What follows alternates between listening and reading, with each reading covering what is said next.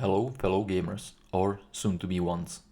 So you decided to try this whole gaming thing but have no idea where to begin, or it's all a bit overwhelming. That is exactly the purpose of this video, the absolute basics. Topics we are going to introduce today are the following. Number 1, why play? Number 2, how to play?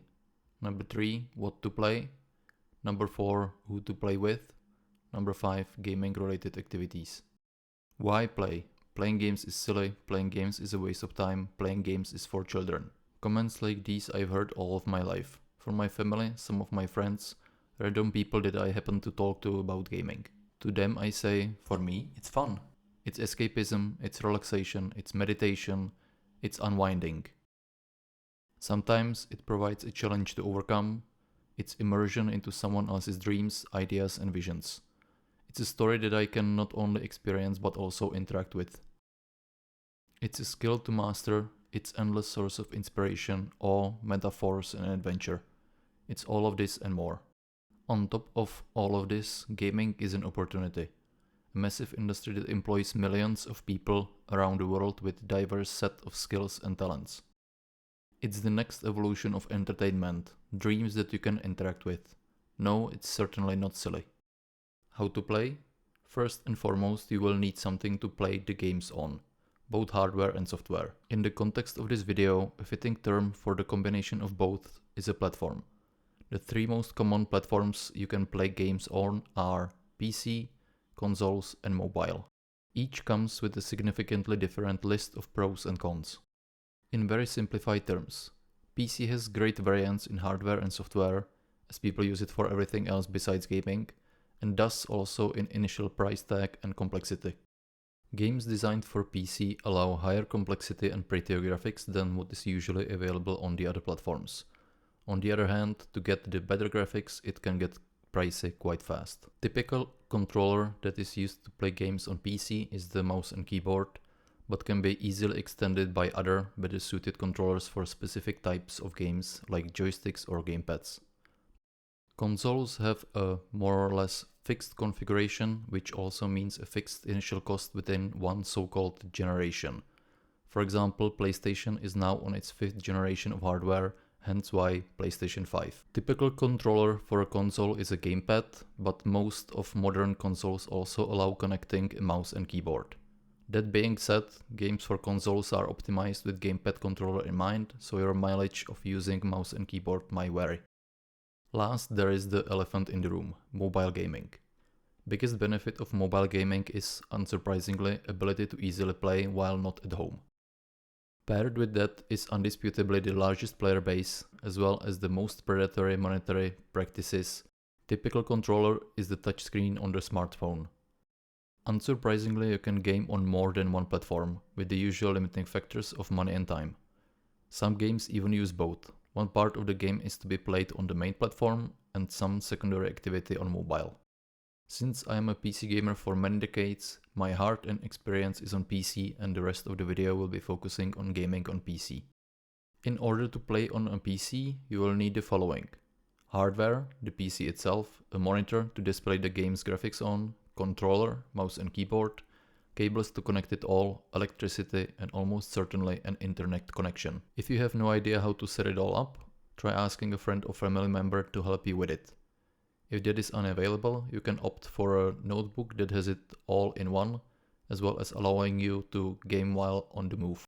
Besides hardware, you will need a basic set of software. The main one on a PC, the operating system, is almost always bundled with the hardware.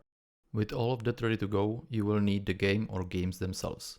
If you're short on money, there is a lot of free games available, majority being so-called free-to-play.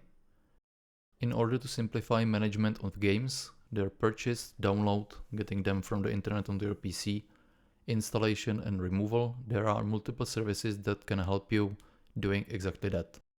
To name a few of the most popular that all come with their own selection of games, there are, in no particular order, Steam, Epic Games Launcher, GOG Galaxy, Uplay, Battle.net, itch.io and more. In order to use any of those services, you need to create a free account with them. Follow their step-by-step instructions and you will be ready to play in no time.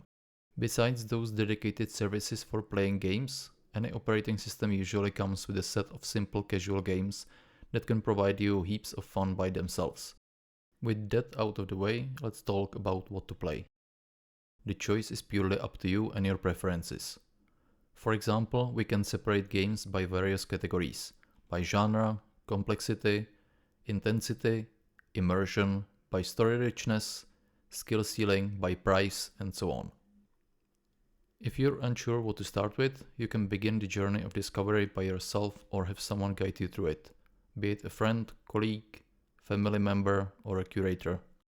As with other forms of entertainment, gaming did not start yesterday, so what you're looking at is the collective creative output of many people since the roughly 1972, when the first commercially available game, Pong, came out. What this also means, besides needing several lifetimes to go through the ever-growing heap of games, that many of the older titles are not really that popular anymore, and it's not commercially viable to try and keep selling or supporting them.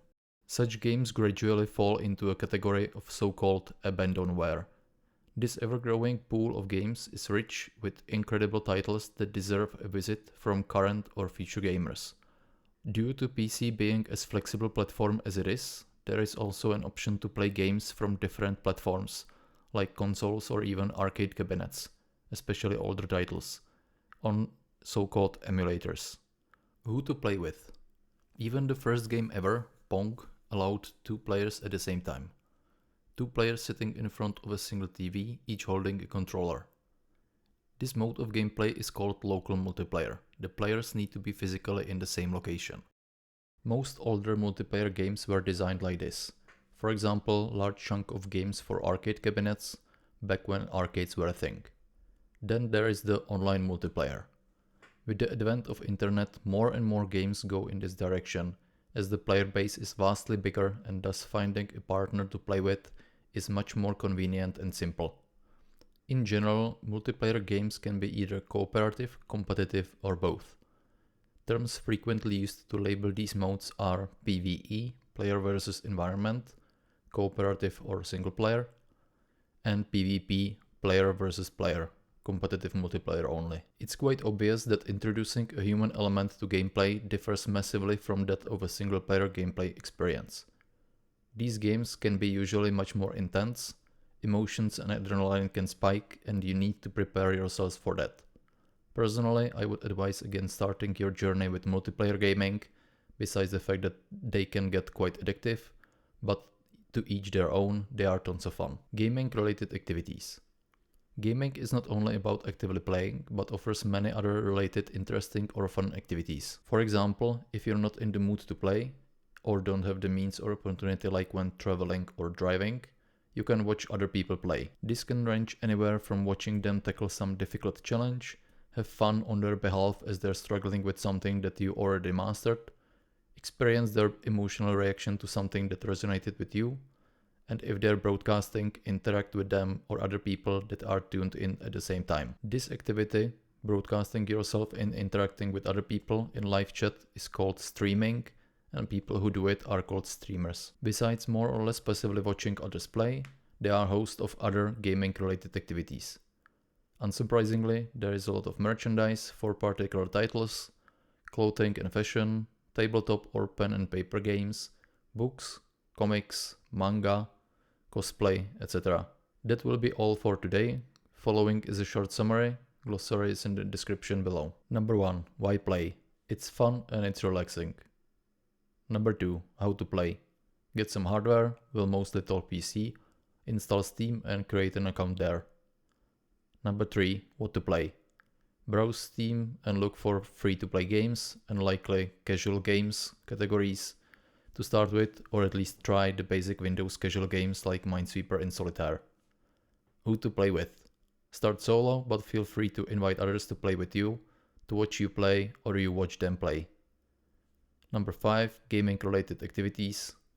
Browse YouTube for gaming related channels, for example about a particular game you're interested in. Check out twitch.tv and have a look at some of the streamers there. Thank you for your time and attention if you made it this far, and in case you're interested in seeing more, please like, share or even subscribe to this channel.